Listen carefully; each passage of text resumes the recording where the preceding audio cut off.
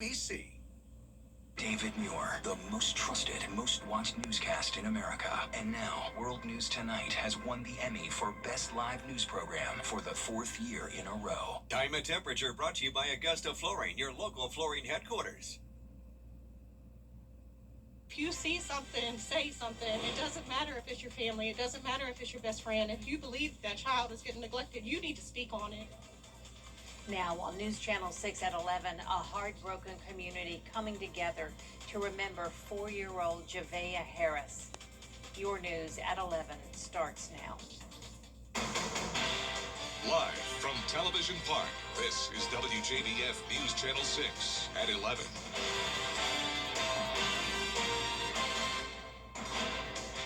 Hello everyone, and thank you for joining us tonight. I'm Jenny Montgomery. Coverage you can count on begins with Aiken County Sheriff. Yes, watching the crowd tonight, it was clear that even though they may not have known Javea, they knew this was a moment when the community needed to support and love one another. Jenny, back to you. Michaela, thank you so much. And prayers go out for that precious little life. We're going to take a break now and have a first check of weather with our chief meteorologist, Jennifer Tracci. Well, everything's quiet right now on Live Viper 6. We did have some strong to severe storms earlier today, but now we're only seeing some light rainfall in parts of Burke and Jenkins County. Let's take a closer look now at those showers. So no heavy rain, no lightning. Things are good. So this is our Terry Lambert Hyundai Skyview cam in Waynesboro, where there was a severe storm earlier, producing up to 60-mile-per-hour wind gusts and even some hail. It was a hot day, 97 degrees. That was our high. And then once the rain moved in, we cooled down nicely. We also picked up around 1/10 of an inch of rain in Augusta. Temperatures are definitely much cooler than yesterday. And you can see we're currently in the 70s for a change. Still some low 80s down in our southeastern counties, but some of us even in those lower 70s. Pretty windy as well. Winds are gusting up to 30 miles per hour in some spots. And for tomorrow morning, you can see skies will be clear. We'll get down to around 75 degrees with winds still out of the west-southwest. I'll continue to track some showers and storms as we head into the weekend as well with that threat of severe weather. I'll have more details coming up, but back to you, Jenny. All right, Jenna, thank you. A North Augusta. We have chances of storms each day, and some of those storms could be strong to severe. It's also going to stay hot and humid for now, but as we go into early next week, we have a big cool down coming. I'll have your full Viper 6 forecast when we return. Jimmy, what are you doing? Unpacking. Get a bacon, egg, and cheese biscuit with bow rounds for just $5 at Bojangles. It's bow time. Now, your most accurate forecast with WJBF Live Viper 6. Welcome back. It's almost Friday, and it's a nice, dry Thursday night. So this is our Terry Lambert Hyundai Skyview cam in Aiken. We are now mostly clear. We had the storm clouds earlier with some gusty winds, heavy rain, and even some of you may have seen some hail. But now things are very quiet, sitting at 77 degrees. We have a south-southwest wind coming in at 6 miles per hour. Dew points are in the upper 60s. So some cooler temperatures for a change, especially in our western counties where the light rain just moved through. As for that light rain now, it's really starting to diminish, but parts of Waynesboro, Sardis, Girard, Millen, you're all seeing some spotty light showers, but that's about all she wrote for tonight. We had a minor disturbance trigger the storms today. We have plenty of moisture around. The heat and humidity is on, so whenever we have a setup like that, storms are able to fire up. Now, we're watching this stalled frontal boundary to our north. As that moves through as a cold front, that will increase our rain chances and keep the chance of severe weather around into the weekend as well. So 40% chance tomorrow, up to 60% from Saturday to Monday. It's also going to be pretty windy, wind gusts between 20 to 30 miles per hour, and that's outside of storms. So when we have the storms, we can easily see wind gusts up to at least 40 miles per hour, and then if they hit 60, that's when it would be considered severe. So damaging wind gusts and hail possible for our Friday, then a very similar outlook for Saturday. So marginal risks both days, and it's definitely likely that we could end up having one on Sunday as well. But starting out our Friday with sunshine, 75 at 7 a.m., then we're up to around 95 in the afternoon, and the storms will fire up after about 1 o'clock. So high temperatures tomorrow, still going to be hot, but as soon as we start to get some rain, it will cool down just like it did today. Starting to cool down on Sunday as well. We'll be at 92 degrees, and once again, those rain chances will be pretty high this weekend. So here's our future cast tomorrow at noon, still dry. Then once we get to around 1, 2 o'clock, a few isolated showers becoming a bit more widespread with heavier downpours around the 5 to 8 o'clock hour. So this is when we'll be watching for some severe storms. You can see just like tonight, it starts to fade away as the sun goes down. It will be quiet going into Saturday morning. So there's 8 a.m. on Saturday, but you can see the rain is on the way as this cold front nears closer to us. So we'll be watching Saturday afternoon into the early evening for severe weather.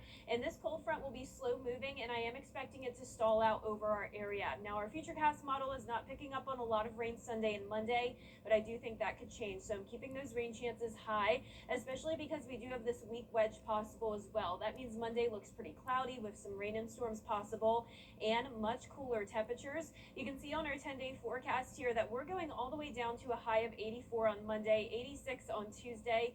Temperatures will quickly warm back up though throughout the middle of the week as the rain chances go back down. All right, Jenna, thank you so much. 3 local scouts have earned scouting's highest honor, the rank of Eagle Scout. Ava Muselli, Jason High, and Anna Williams each completed major community service projects while meeting rigorous leadership and merit badge requirements. Congratulations to all 3 on the outstanding achievement. Tonight's winning numbers in the South Carolina Lottery are pick 3, 725, pick 4, 7570, Fireball 5. We'll be right back. Dentistry is one of the oldest medical professions. More community support for Laney standout and Clemson grad Rod Hall. Hear from one of his friends on the impact he's had on the CSRA. Next in sports. I hit the concrete. Guys, what are you doing? We have guests coming. Well, we have a chair for them. Summer fun starts on Live with Kelly and Mark. Kelly, can you move a little to the right? Weekday mornings at 9 on News Channel 6. The WJBF Live Viper 6 Skyview Network is sponsored by Terry Lambert Hyundai. Low prices, big selection, and committed to quality customer service. Now, WJBF sports coverage you can count on. Coaches and teammates have all been showing their support to former Laney standout and Clemson grad Rod Hall. Now, one of Hall's friends, Don Coleman, looked up to him during his playing days at Laney and at Clemson. Coleman played at Butler High School, just a few years younger than Hall. They've also spent some time together coaching youth teams, and he's one of many sending well wishes to him and his family as he underwent a medical emergency from playing at an alumni basketball game on June 28th. You know, heartbreaking, man, but you know, we praying for him. You know, he gonna get through it. He real strong individual, so he got the community behind him. He got all the athletes in the city behind him. He got all the coaches behind him. So just want him to keep his head strong, keep his head up. It says a lot about, you know, the people in the community that look up to him, because he set a good example. Like, he the one who laid the foundation for all the athletes around the city. Like, you know, it's possible to go to college. Him going to Clemson from where he was from.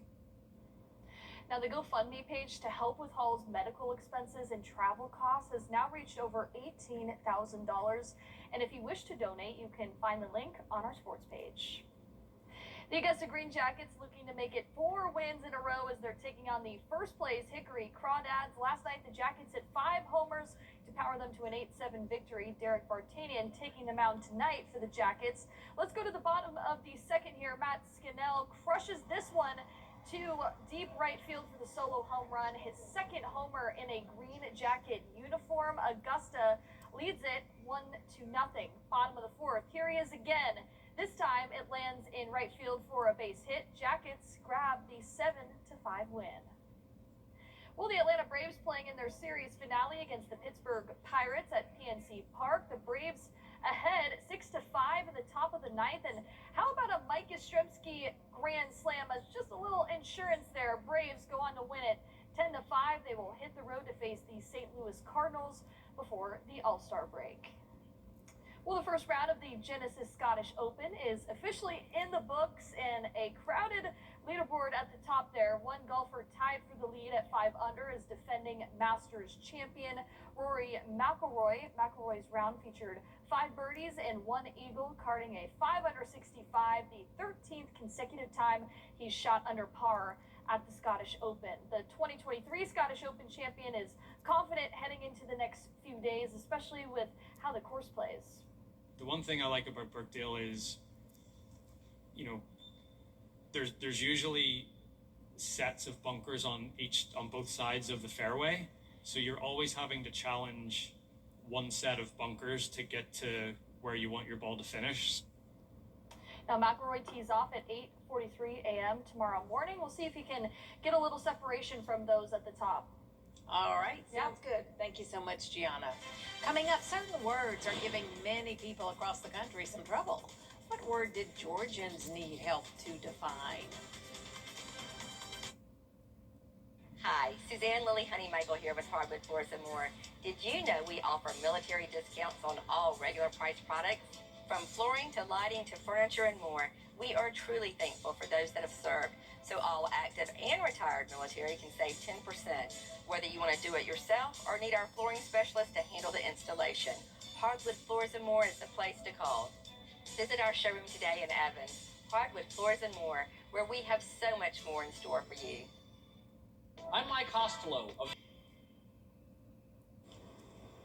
Here's one more look at our 10-day forecast. Another hot day tomorrow, also with a 40% chance of showers and storms during the afternoon and early evening. Higher rain chances Saturday through Monday, and Monday is a little bit of a cool down for us. 84 degrees will be the high, 86 on Tuesday, very cool for July.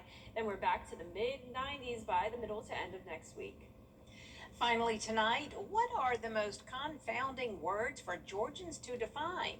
We checked with Mr. Google, and these are the top 3 searched words. Gaslighting comes in at number 1 with the most searches on Google. Love ranks number 2, and fascism is the 3rd most searched word among Georgians. And what about the most commonly misspelled words in Georgia? It's that little taco dog, Chihuahua. And South Carolinians have trouble with the word quite. And you know, you mix up those last 2 letters and it's quite a different word, isn't it? True. Yeah, so anyway, Very interesting. different from Chihuahua. Oh yeah, very different. And I certainly would have to look up Chihuahua if I were spelling that. Can't blame them. Same. That's our report for now, everybody. Thanks so much for watching. Make sure you download our mobile app for breaking news and weather. Our next news is at 4:30 with Mary Morrison. Have a good night.